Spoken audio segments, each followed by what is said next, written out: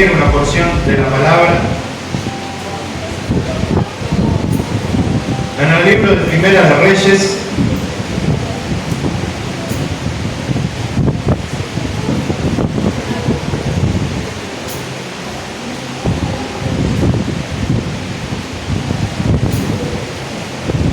cuando lo tenga, me dice amén. Primera de Reyes, capítulo 19, vamos a leer.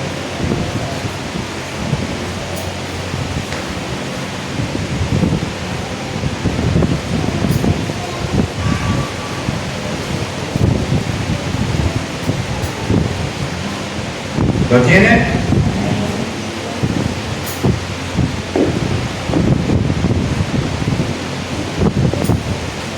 Primera de Reyes, capítulo 19, verso 1. ¿Todos lo tenemos? Amén. Si alguno no lo tiene, puede verlo aquí en la pantalla o acercarse a algún hermano que tenga Biblia. Primera de Reyes, capítulo 19. Leemos en el nombre del Padre, del Hijo y del Espíritu Santo. Acá dio a Jezabel la nueva de todo lo que Elías había hecho y de cómo había matado a espada a todos los profetas. Entonces envió Jezabel a Elías un mensajero diciendo: así me hagan los dioses y aún mañana, si mañana a estas horas yo no he puesto tu persona como la de uno de ellos. Viendo pues el peligro, se levantó y se fue para salvar su vida. Y vino a Berseba, que está en Judá, y dejó allí a su criado. Y él se fue por el desierto un día de camino, y vino y se sentó debajo de un enebro, y deseando morirse dijo: basta ya, oh Jehová, quítame la vida, pues no soy yo mejor que mis padres. Y echándose debajo del enebro, se quedó dormido. Y aquí luego un ángel le tocó y le dijo: levántate, come. Entonces él miró, y aquí a su cabecera una torta cocida sobre las ascuas y una vasija de agua, y comió y bebió y volvió a dormirse. Y volviendo el ángel de Jehová la segunda vez lo tocó diciendo: levántate y come, porque largo camino te resta. Se levantó pues y comió y bebió, y fortalecido con aquella comida caminó 40 días y 40 noches hasta Horeb, el monte de Dios. Y allí se metió en una cueva donde pasó la noche, y vino a él palabra de Jehová, el cual le dijo: ¿qué haces aquí, Elías? Él respondió: he sentido un vivo celo por Jehová, Dios de los ejércitos, porque los hijos de Israel han dejado tu pacto, han derribado tus altares y han matado a espada a tus profetas, y solo yo he quedado, y me buscan para quitarme la vida. Él le dijo: sal fuera y ponte en el monte delante de Jehová. Y aquí Jehová que pasaba, y un grande y poderoso viento que rompía los montes y quebraba las peñas delante de Jehová, pero Jehová no estaba en el viento. Y tras el viento un terremoto, pero Jehová no estaba en el terremoto. Y tras el terremoto un fuego, pero Jehová no estaba en el fuego. Y cuando lo oyó Elías, y tras el terremoto un fuego, pero Jehová no estaba en el fuego, y tras el fuego un silbo apacible y delicado. Y cuando lo oyó Elías, cubrió su rostro con su manto y salió, y se puso a la puerta de la cueva, y he aquí vino a él una voz diciendo: ¿qué haces aquí, Elías? Él respondió: he sentido un vivo celo por Jehová, Dios de los ejércitos, porque los hijos de Israel han dejado tu pacto, han derribado tus altares y han matado a espada a tus profetas, y solo yo he quedado y me buscan para quitarme la vida. Y él le dijo: ve, vuélvete por tu camino, por el desierto de Damasco, y llegarás y ungirás a Hazael por rey de Siria, a Jehú, hijo de Nimsi, ungirás por rey sobre Israel, y a Eliseo, hijo de Safat, de Abel Meolá, ungirás para que sea profeta en tu lugar. Y el que escapare de la espada de Hazael, Jehú lo matará, y el que escapare de la espada de Jehú, Eliseo lo matará. Y yo haré que queden en Israel 7,000, cuyas rodillas no se doblaron ante Baal, y cuyas bocas no le besaron. Amén, leemos hasta ahí. Gloria al Señor, una porción de la palabra que seguramente usted ya ha escuchado. Sí, es así. Una porción de la palabra que sobresale del resto de las Escrituras. ¿Por qué? Porque nos encontramos aquí a un varón que se enfrenta a una situación que pareciera que derriba todo lo que él venía haciendo. todo lo bueno que él venía manifestando y testificando en su vida, en su ministerio, pareciera que cae por tierra con la decisión que toma de huir. Recordemos que Elías viene de un lugar donde se había enfrentado a 450 sacerdotes de Baal. Estos sacerdotes de Baal que estaban en Israel. En ese tiempo Israel estaba dividido en dos reinos, el reino del sur, el reino del norte. El reino del norte es donde se encuentra Acab, el rey Acab, a donde Elías va a predicar. Y el reino del norte se separó del reino del sur por su gran idolatría. ¿Sí? Habían levantado su propio rey, habían levantado su propio sacerdocio, habían levantado sus propias imágenes. ¿Para qué? Para que el pueblo de Israel, todo ese remanente que había quedado en el reino del norte, no se junte con los del reino del sur. Y en el reino del sur estaba Jerusalén, el único lugar donde Dios permitía la adoración. Entonces esto, para que no se entrevieren, ni se mezclen, ni se quieran quedar allí, se habían corrompido de tal manera que habían levantado su propio sacerdocio, sus propias imágenes. ¿Para qué? Para que el pueblo quedara a adorar en ese lugar, en el reino del norte. Entonces vemos al reino del norte un lugar corrompido y totalmente contaminado por la idolatría. Tanto así que el mismo rey Acab había establecido un matrimonio con una mujer extranjera llamada Jezabel. Y Jezabel, ¿sí?, con su poder de persuasión, había traído al reino del norte 450 profetas de Baal y 400 profetas de Acera, sacerdotes, 450 sacerdotes de Baal y 400 sacerdotes que rendían culto a Acera. Tenía 850 sacerdotes en el palacio que no adoraban a Dios. Y todos los altares que había en los cuales se adoraba a Dios habían sido derribados. Y todos los sacerdotes que levantaban y ofrecían culto a Dios en esos altares le habían dado muerte, habían sido asesinados. ¿Sí? Entonces nos encontramos en una situación crítica en el reino de Israel, en el reino del norte, donde el pueblo totalmente estaba de espalda a Dios, rechazando a Dios.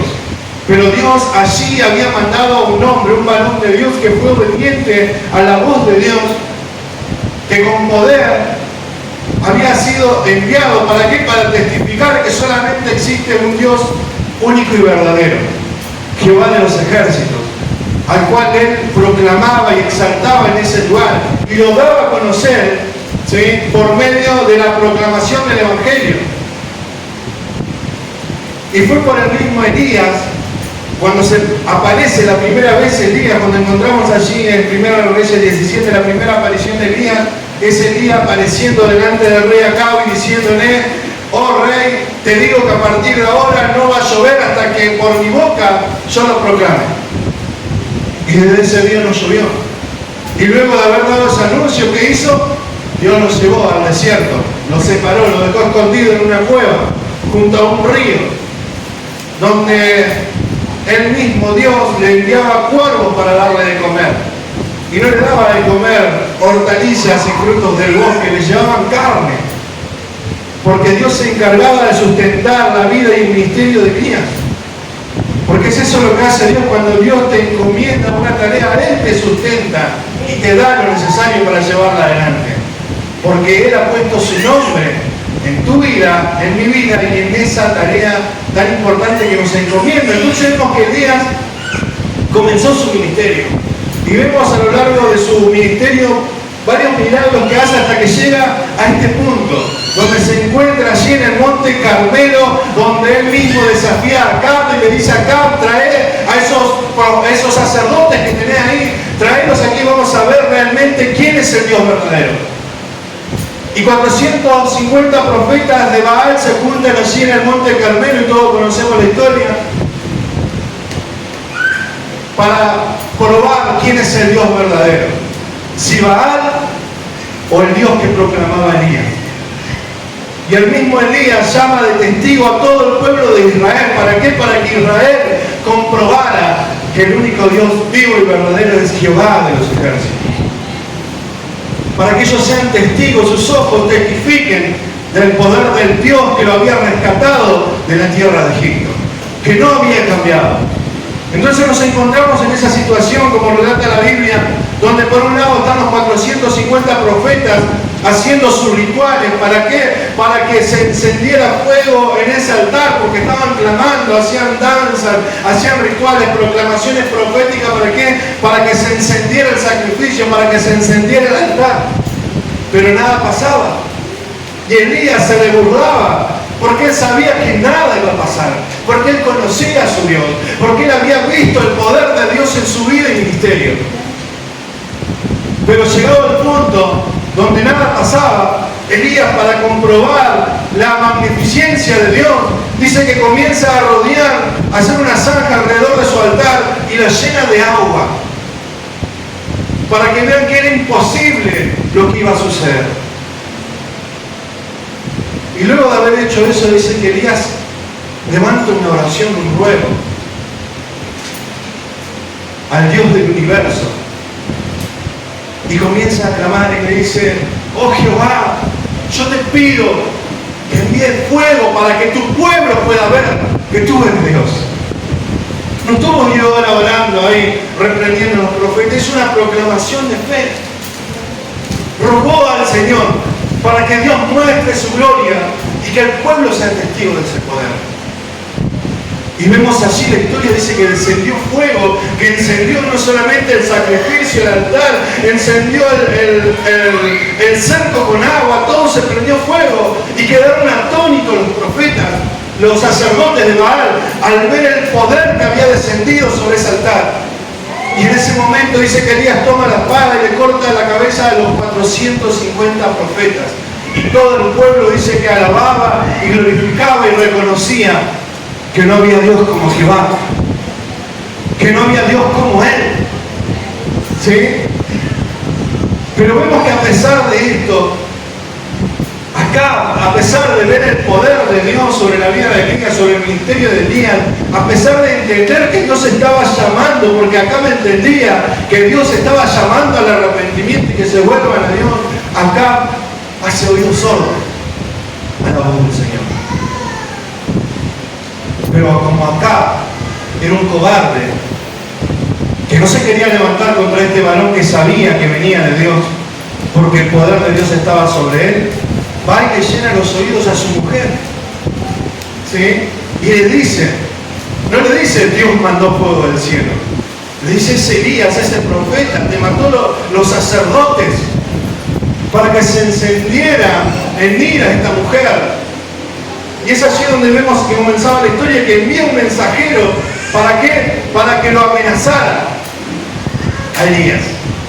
Tranquilamente podría haber tomado poder sobre su vida, pero temía que el pueblo saliera a defender a Elías. Es por eso que solamente manda un mensajero a amenazarlo, para que huya. Fue amenazado para que parta de ese lugar, no lo quería ver más allí. Y esta mujer le manda a decir: mirá, Elías, que me suceda así, dice, si yo en 24 horas no hago lo mismo con tu vida, si no te corto la cabeza, le dice. Si yo no te corto la cabeza, que los dioses te destruyan. Pero te doy 24 horas y yo te voy a cortar la cabeza. Entonces Elías recibe esta palabra. ¿Sí? Y es ahí donde vemos que Elías dice: huye, ¿para qué? ¿Para qué dice? Para salvar su vida. ¿Sí? Y ahí es donde llegamos a esta historia. Entonces vemos que cuando Elías estaba en el auge de su ministerio, cuando estaba en el mundo de su ministerio, cuando veíamos el poder de Dios que lo respaldaba, que Dios contestaba sus oraciones, que Dios respondía desde el cielo con poder para mostrar que Dios estaba con él, vemos que llega esta palabra y Dios lo enfrenta con alguien, ¿sí? Aun cuando Elías estaba allí, cuando parecía intocable, cuando parecía súper espiritual, Dios lo enfrenta con alguien que los hace poner sus pies sobre la tierra. ¿Saben quién era? ¿Quién era? ¿Con quién lo enfrentó? Tenga miedo a hablar. Yo sé que eso por ahí le hago unas preguntas para hacerlo caer. ¿Saben con quién lo enfrentó a Elías? Luego de todo lo que él vivió, luego que se sentía hacia arriba, Dios se enfrentó a Elías con Elías mismo. Dios hizo enfrentar a Elías consigo mismo. Hizo enfrentar a Elías contra su propio corazón, contra lo que él era y lo que había muy dentro de su vida. Y esto fue lo que le hizo poner los pies sobre la tierra a Elías. Usted imagínese lo que había experimentado Elías ahí, de ver que su oración hizo descender fuego del cielo, de ver que 450 sacerdotes y profetas de Baal no se pudieron levantar en contra de su vida, y ver que el pueblo adoraba y glorificaba a Dios por el milagro que había hecho a través del ministerio que estaba llevando adelante. Pero de un momento para otro, por medio de una situación, él se enfrenta consigo mismo.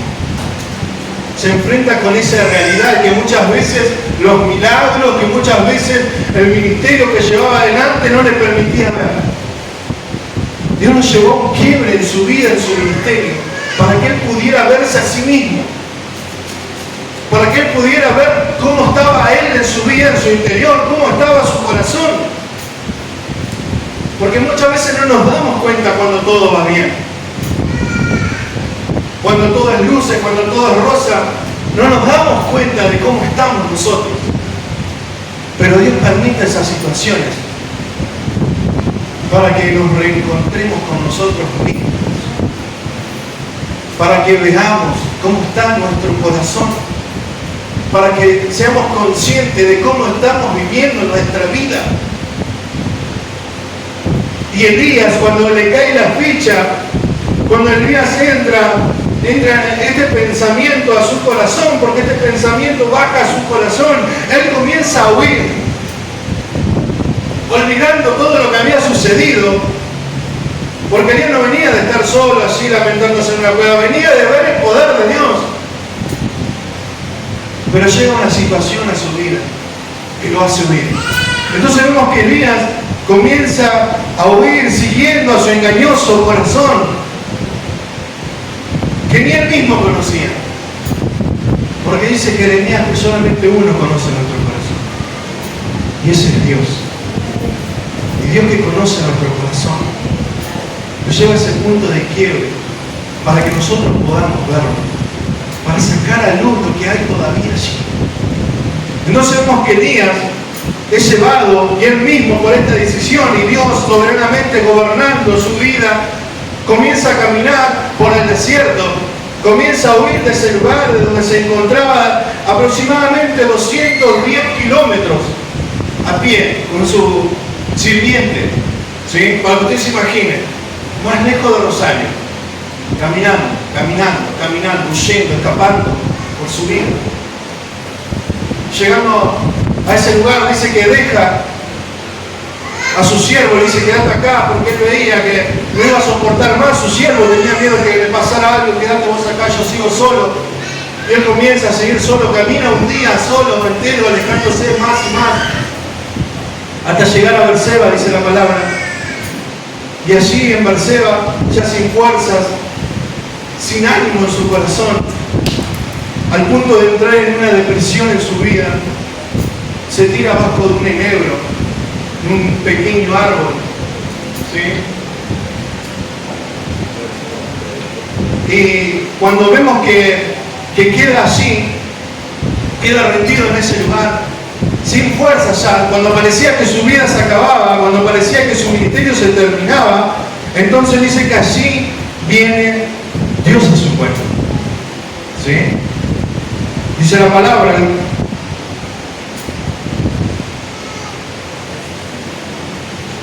dice: y él se fue por el desierto un día de camino y vino y se sentó debajo de un enebro, y deseando morirse, dijo: basta ya, oh Jehová, quítame la vida, pues no soy yo mejor que mi padre. Y echándose debajo del enebro se quedó dormido, y aquí un ángel del Señor le tocó y comenzó a darle las indicaciones a seguir. Comienza Dios a ministrar su vida. Si hay algo que vemos, que a pesar de que Dios nos enfrenta con nosotros mismos, a pesar de que Dios nos enfrenta con nuestros temores, con nuestros miedos, con nuestras debilidades, con nuestros dolores, Dios allí no nos deja solos. Dios también está allí, ¿sí? Más allá de que Dios quiere llevarnos a encontrarnos con nuestra realidad, Dios también está allí. Y Dios estaba allí con Elías. Y podemos ver que Elías, en medio de esa soledad, porque dijimos que dejó a su sirviente varios kilómetros atrás, y en medio de su dolor, porque había un dolor en su corazón que lo llevó a estar rendido allí al punto de morirse, Él aprendió en ese lugar. Y no solamente a conocerse, porque el punto de que Dios nos llega a conocernos a nosotros no es para que nosotros nos conozcamos más, sino para que nosotros nos arrepintamos más. ¿Sí? Para eso, ¿para qué quiere Dios que te conozcas? ¿Para que vos creas en vos mismo? No, para que vos no creas en vos mismo. Para eso Dios nos lleva a reconocer cómo somos. Para que no confiemos en nuestra fuerza, para que no confiemos en nuestra capacidad. Y por eso también está Él allí, para que nosotros nos arrepintamos y nos entreguemos a Él y a su perfecta voluntad. Y Dios estaba allí, Elías estaba allí, con sus miedos, con sus temores, con su dolor en su corazón. Se sentía un fracasado, se sentía que no había podido cumplir lo que Dios le había mandado a hacer. Entonces vemos que en ese momento aparece Dios a su vida, aparece Dios para ministrar su corazón, aparece Dios para fortalecerle, aparece Dios para no dejarlo como se encontraba, sino para levantarlo, para ponerlo sobre sus pies, para marcarle que ese no era el fin. Y algo que podemos aprender de la vida de Elías, porque nosotros vemos a la vida de Elías y lo tomamos y lo tildamos a Elías de, oh, qué cobarde, cómo va a huir. Pero Santiago dice, miren, Elías es uno como nosotros, está sujeto a sentimientos y pasiones. ¿Sí? O sea que lo que le sucedió a Elías, así como lo bueno que hizo Elías, también lo malo, lo que sucedió en el corazón de Elías también nos sucede a nosotros. Porque nosotros estamos sujetos a eso, a sentimientos, a pasiones, a emociones cambiantes, que muchas veces nos hacen estar pum para arriba y el otro día pum para abajo. Pero hay cosas que aprendí, quiero ver esto, quiero ser práctico en esta noche. Unas cosas que vio Elías, que nosotros debemos entender, porque lo aprendemos por medio de lo que él vivió. Y es que, primero, él aprendió que el no tener éxito o no tener los resultados esperados en lo que hacía, no significa que Dios no estaba con él. ¿Saben que muchas veces nosotros, cuando hacemos algo para Dios o cuando hacemos algo para el Señor o en la tarea que Dios nos encomienda, no tenemos el resultado que esperamos, lo primero que pensamos es que Dios no está con nosotros? A la final, Señor, vos me entregaste para fracasar. A la final, Señor, no eras tú el que me había enviado, ¿por qué no veo el resultado que yo quiero? Porque Elías, cuando fue enviado a predicar al reino de Israel, al reino del norte, dijimos. Y usted imagínense Elías cuando vio la euforia del pueblo que celebraba y glorificaba y decía Jehová es Dios, pero sin embargo ninguno se arrepintió y se volvió a Dios. Ninguno salió corriendo detrás de acá para detenerlo y que dejara de contaminar a todo el pueblo. Ninguno se rebeló contra el reinado que contaminaba la adoración a Dios allí en el reino del norte. Ninguno siguió a Elías diciéndole, Elías, tú eres quien nos puede guiar al Dios verdadero. Ninguno. Entonces Elías, al ver esto, al ver que la respuesta que esperaba del pueblo, porque el pueblo había visto el poder de Dios, lo menos que podía haber allí era arrepentimiento, eran lágrimas, lloros, cenizas, de reconocimiento de que habían rechazado a Dios, pero que Dios ahora se estaba acercando nuevamente a ellos, pero nada de esto sucedió. Y es por esto que Elías huye. Ese dolor que sentía Elías, esa frustración que sentía en su corazón era por esto. Cuando él dice, yo no soy mejor que mi padre, él está diciendo, Señor, yo no te sirvo, me mandaste a hacer algo y nada resultó. ¿Para qué fui yo allí? ¿Para qué me enviaste? Fue una pérdida de tiempo. A la final, ¿estabas conmigo o no estabas conmigo?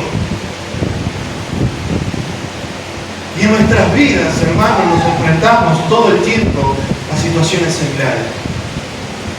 En nuestras vidas todo el tiempo estamos en situaciones donde parece que Dios no está con nosotros. Pero ¿por qué parece que Dios no está con nosotros? Porque nosotros seguimos creyendo que para que parezca que Dios está con nosotros todo nos tiene que ir bien. Y eso no significa que Dios esté con nosotros. Que todo me salga bien y como yo quiero no significa que Dios esté conmigo. Si no, miren la vida del impío, parece que todo le va bien, pero Dios no está con él. ¿Usted cree que Dios está con él? David mismo cuando escribe los salmos dice, mirá cómo le va bien. Pero él mismo reconocía, tú no estás con ellos. Entonces el éxito y los buenos resultados en nuestras vidas no significa que Dios esté con nosotros, sino que Dios está con nosotros aún cuando las cosas no salen como nosotros queremos, aún en la enfermedad que no se sana, aún en los dolores que nos sanan, aún en los problemas que enfrentamos todos los días, pareciera no tener fin. Dios también está allí. No significa que Dios no esté, porque no vemos un resultado ya, una respuesta ya. No significa que Dios no esté también allí, a nuestro lado, sosteniéndonos. No significa que no sea su voluntad la que esté permitiendo lo que nos está pasando, porque sí es su voluntad. Recuerda hace poco nos predicó el pastor Walker la vida de Job. Nosotros vemos en tercera persona la vida de Job y podemos ver que Dios estaba allí. Pero Job lo tuvo que aprender. Que Dios estaba allí, no solamente cuando era bendecido y todo iba bien, sino también cuando todo iba mal, era la mano de Dios sobre su vida. Entonces, mi hermano, que todo te vaya bien no te garantiza que Dios esté con vos. Pero que todo te vaya mal tampoco te garantiza que Dios te haya olvidado, sino que Dios siempre está. Y es su perfecta voluntad la que se hace sobre nosotros. Elías tuvo que aprender esto. Elías lloraba porque fracasó en su ministerio, pero Dios les dijo, Elías, no te confundas. Yo no te mandé a buscar un resultado. Tu deber no era tener éxito en tu ministerio. Tu deber no era ese ver la gloria mía en las vidas de las personas que la habían predicado. Tu deber era obedecerme. Tu deber era oír mi voz y seguirla. Tu deber era ser fiel, aunque tus ojos vean todo lo contrario. Y eso es lo que aprendió Elías. Porque Elías se creía el último. Pero cuando vemos el final, cuando Dios termina de hablar con él, le dice Elías, porque Elías dice, yo solo he quedado, Señor. Vieron que muchas veces nos sentimos que somos, no sé, somos los únicos que nos pasa todo. Y parece que todo yo, pero Dios le dice, no, Elías, hay 7.000 todavía. Tengo 7.000 reservados, que no han doblado su rodilla ante Baal. Y Elías no lo había visto. Pero Dios sí. Porque Dios siempre está obrando, siempre está trabajando. Aun cuando las cosas parecen no tener sentido en nuestras vidas, Dios está allí en medio. Entonces vemos que para nosotros debemos entender esto, que los resultados, que el éxito, lo que hacemos no significa que Dios no esté con nosotros. Y hay algo más que podemos ver en esta historia de Elías, es que nada de lo que hago, ni mi vida misma, se sostiene por mis fuerzas. Recordemos que dijimos que Elías venía de un momento donde parecía que él podía, no sé, revolear el saco o el manto y todos podían oír, caer, ver el poder de Dios. Porque dijimos que Elías oraba y llovía. Elías oraba y no llovía. Elías oraba, caía fuego.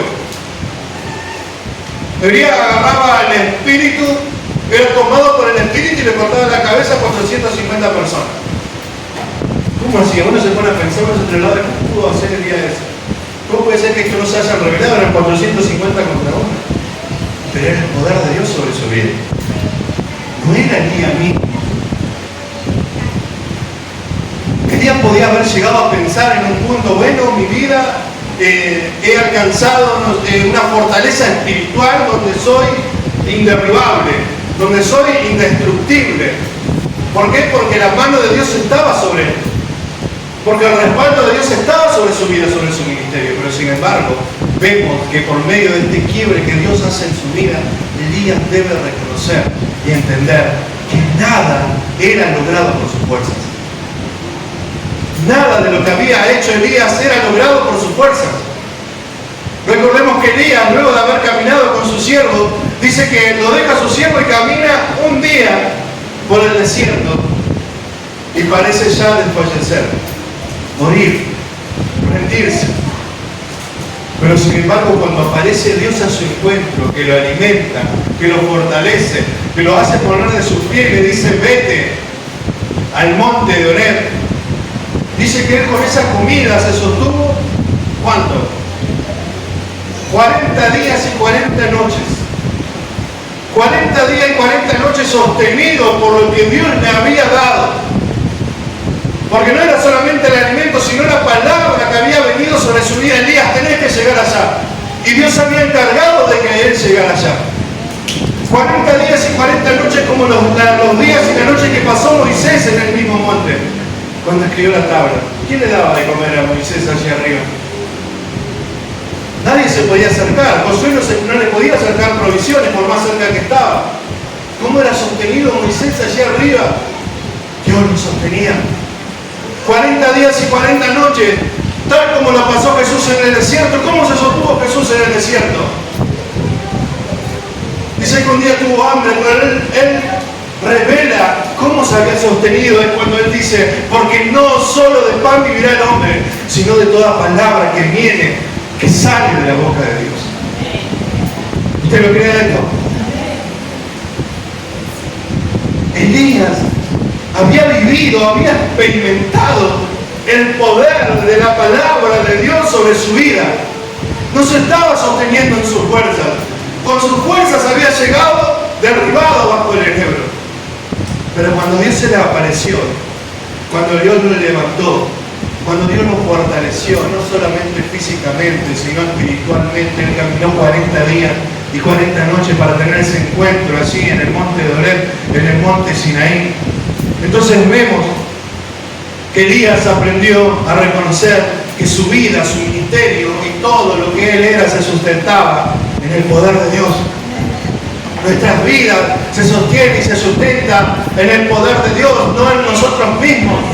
Nosotros nos cansamos, hermanos. ¿Quién no se cansa acá? Ya imagínense, vamos 20 minutos y ya están cabeceando algunos. Nos cansamos, desmayamos, pero cuando el poder de Dios nos sostiene, podemos tener la seguridad de que no vamos a desmayar hasta que cumplamos lo que Dios nos ha mandado a cumplir. Porque Dios mismo se encarga de sostenernos. Gloria al Señor. Punto número 3 son 4 puntos para que usted vaya haciéndose una idea. Punto número 3. Elías descubrió que Dios no solo se halla detrás del milagro de la manifestación eufórica, sino también en el susurro de la brisa que se escucha en el silencio. Recordemos de dónde venía Elías. Venía a un lugar donde se había vuelto caótico, 450 profetas haciendo danza, gritando, cantando, tocando bombos, haciendo rituales, el pueblo que quizás aplaudía allí detrás porque seguía la misma adoración. Y un Elías que comprobaba el poder de Dios con estruendo, con poder del cielo, pero sin embargo Dios lo lleva a un punto donde él verdaderamente se encuentra con Dios. Porque luego de caminar esos 40 días, 40 noches, llegar allí al monte de Horeb, el monte Sinaí, donde Moisés, el mismo Moisés había escrito las tablas, donde el mismo Moisés había visto la espalda de Dios, en la misma cueva donde Dios lo había escondido a Moisés, allí se encontraba Elías. Pero Elías no ve el estruendo y el poder de la gloria de Dios como lo había experimentado Moisés, sino dice que a él se le manifiesta de una manera muy especial. Y esa manera especial que todos conocemos, dice, no era el terremoto, no era el estruendo del viento, no era el fuego, sino que estaba en el silbo apacible, estaba en medio de una brisa que traía el viento. ¿Qué significa esto que decíamos recién? Que Dios también habita allí, en nuestro silencio. Muchas veces nosotros estamos mal acostumbrados, hermanos, a creer que Dios está allí en el tumulto, que Dios está allí donde, bueno, donde todos gritan, todos saltan, todos bailan, como en el arca de Noé. Sí, la cantaban con los chicos, pero Dios no está solamente allí. Dios está allí, sí, Dios está allí. Dios habita en medio de la alabanza de su pueblo, sí, lo dice la palabra. Pero Dios también habita allí en el cielo apacible. Y es en el cielo apacible donde nosotros podemos conocer y comprender a Dios de una manera más profunda, de una manera más íntima. ¿Usted recuerda cuando le dice a Oseas, que le dice, te llevaré al desierto y allí hablaré contigo? Porque es en el desierto donde nosotros podemos escuchar claramente la voz de Dios. ¿Por qué se cree que Jesús, cuando salía a orar en su ministerio, lo encontramos en las noches? Que se apartaba solo y en ocasiones llevaba a algunos de sus discípulos. Porque allí en el silencio también está Dios. Y allí en el silencio conocemos a Dios de una manera más profunda. Y allí en el silencio no hablamos tanto. Porque el silencio nos enseña algo, a no hablar tanto, sino a escuchar más. A escuchar su voz, a escuchar qué Él dice. Porque nosotros estamos acostumbrados a hablar, pedir, y nos levantamos y nos vamos.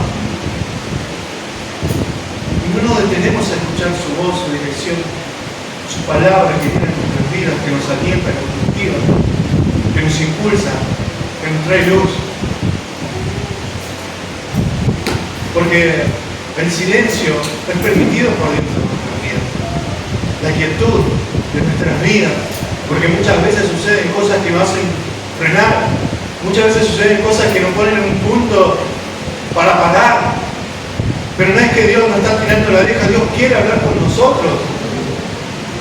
Porque muchas veces el hacer y el correr y el estar acá allá no nos permite tener ese tiempo de intimidad con el Señor. Y Dios hace todo esto también, porque es parte de su propósito, porque es parte de lo que Él quiere hacer y enseñarnos a nosotros. Que debe haber quietud en nuestras vidas, hermanos. Es bueno que podamos hacer miles de cosas para el Señor, es fabuloso. Pero tenemos que tener tiempo con el Señor también. En vano trabajan los edificadores, dice la palabra. Si Dios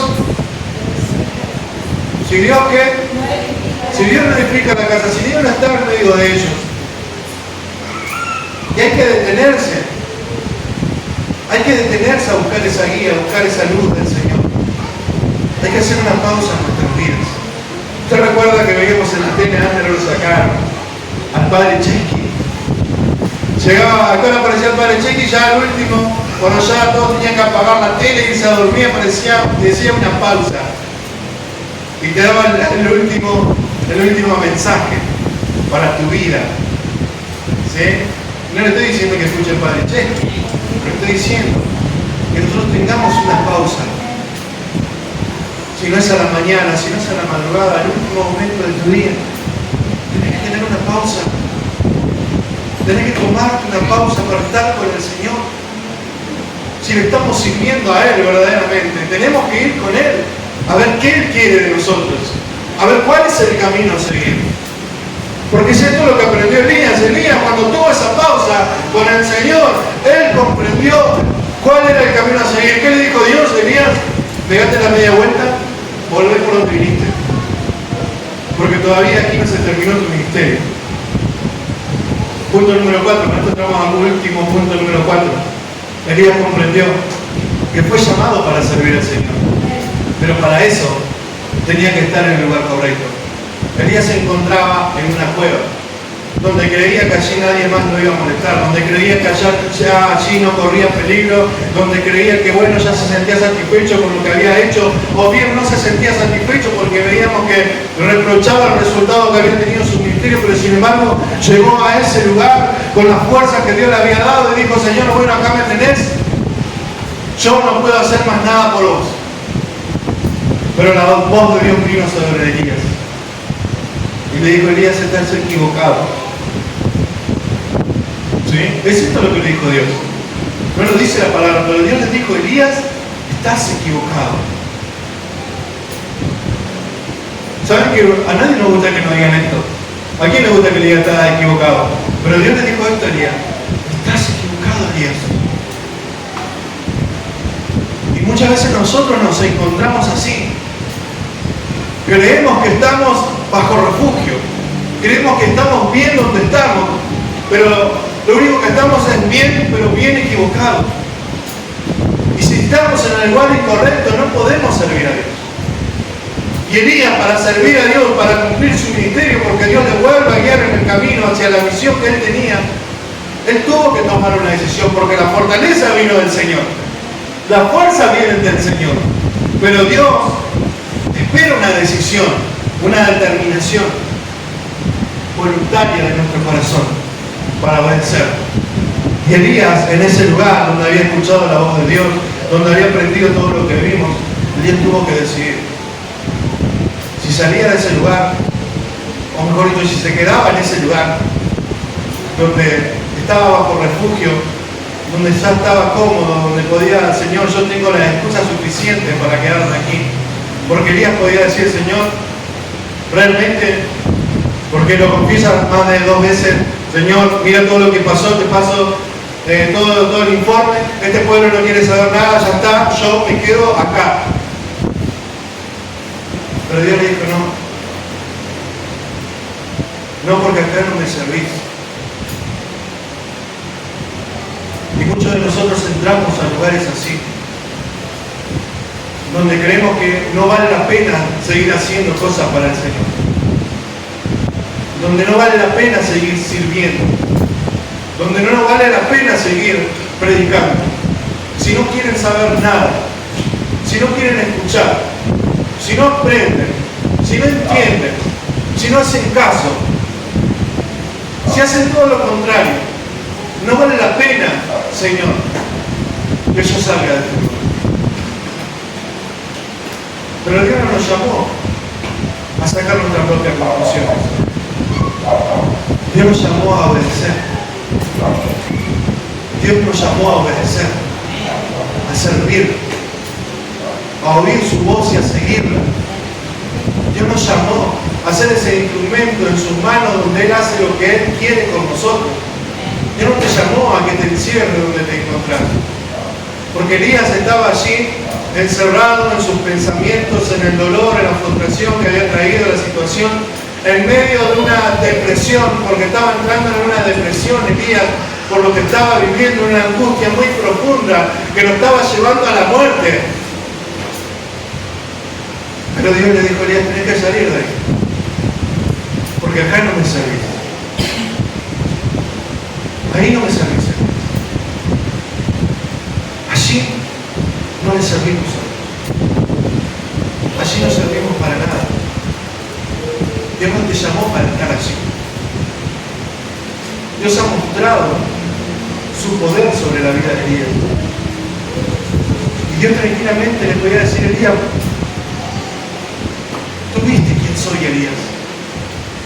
No te llamé para que estés aquí.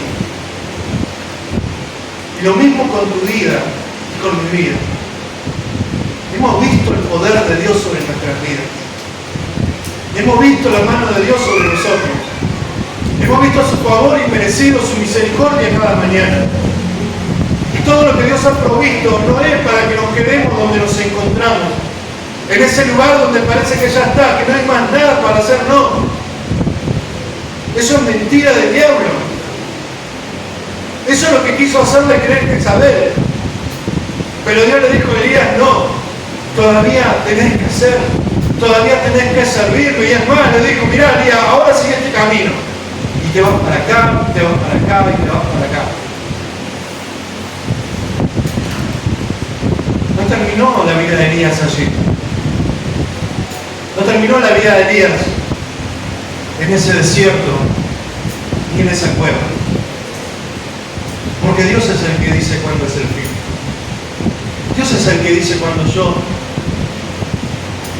debo terminar y cuándo no. No es tu decisión. ¿Quién es tu Señor? ¿Quién es el que te llamó? ¿Quién es el que te encomendó alguna tarea? ¿A quién le dijiste que sí cuando comenzaste a servir? Si es este Dios glorioso, el cual vimos por medio de la palabra, que tiene todo poder y autoridad sobre todos los dioses, entre comillas, el único Dios vivo y verdadero, si es Él, entonces debemos entender que yo no puedo decirle que no a Dios. Yo no tengo la autoridad para decirle, Dios, hasta acá es lo que yo tengo que hacer. Yo no tengo la autoridad para decirle, bueno, Señor, ya está, di todo lo que tenía, no. Porque cuando parezca que di todo lo que tenía, Él nos va a renovar la fuerza, porque lo vimos en la vida de Elías. Cuando parezca que ya no hay más ahí, más para dar, Dios va a llenarnos. Dios va a fortalecernos, Dios va a ministrar nuestras vidas. Porque Él dice cuándo es el final. ¿Quién te dijo que vos podés poner el punto final en tu vida y en tu ministerio? Elías, estás equivocado. Estás equivocado. Porque el Dios que te llamó, el Dios que te trajo por ese camino que has transitado, porque fue un desierto largo que Elías decidió caminar, pero que Dios estaba en medio, ese Dios es fiel y verdadero y no desampara nunca la obra de sus manos. Y lo que Él ha prometido hacer por medio de nosotros y en nosotros, Él lo va a cumplir. ¿Por qué? Porque Él ha designado su propósito sobre nuestras vidas. Y lo que Él va a hacer es para su gloria. Y no es que su gloria esté en juego, sino que Dios se va a glorificar por nosotros y en nosotros, conforme a su voluntad. Y no va a permitir que estas cosas descansen en nosotros. Su voluntad se va a hacer sobre nuestras vidas. Pero para eso debemos obedecer. Debemos atender la voz de Dios. Debemos oír la voz de Dios, hermano. ¿Qué estamos escuchando? ¿Qué estamos creyendo? ¿En qué estamos confiando? ¿A dónde nos estamos dedicando a mirar? Ponte de pie en esta noche.